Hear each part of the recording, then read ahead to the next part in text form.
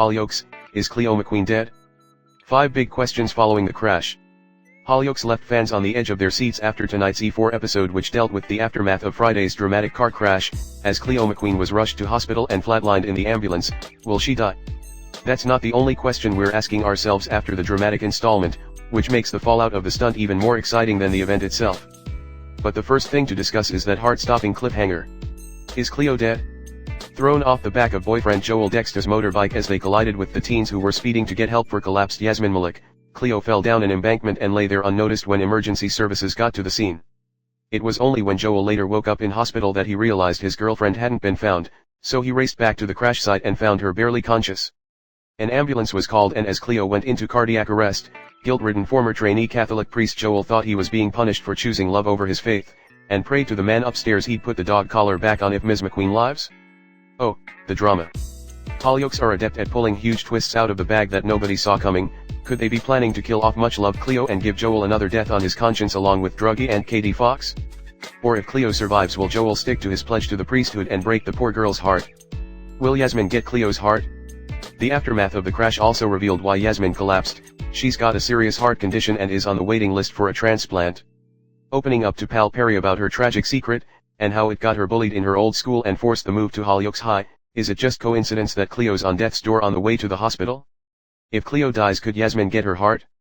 Would the McQueens and Joel come to resent her for surviving when their beloved Cleo lost her life?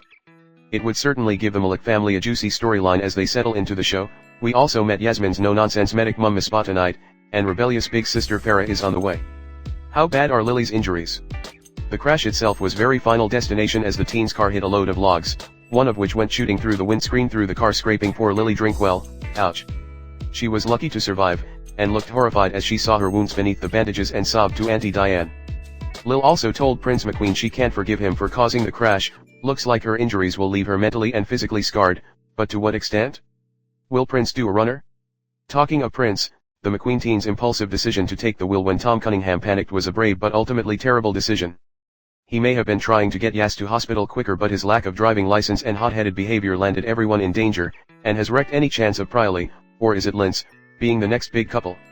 In tonight's episode he made a desperate call to bad dad Shane, begging for his help to disappear from the village. If Prince sticks around he could go to prison, but if he goes on the run with shady Shane he's bound to end up influenced by his poisonous parents' law-breaking ways. Either way, this boy's future is not looking good. What will Tom do? The whole thing is on Tom's conscience too, as he froze with fear when Yasmine passed out and couldn't drive because he was so stressed. Prince took control, but Tom will have to live with the fact his freakout set off a chain of events that caused a potentially fatal accident that seriously injured his friends. And you thought Tom learning to drive was just a silly comedy storyline. Source: www.radiotimes.com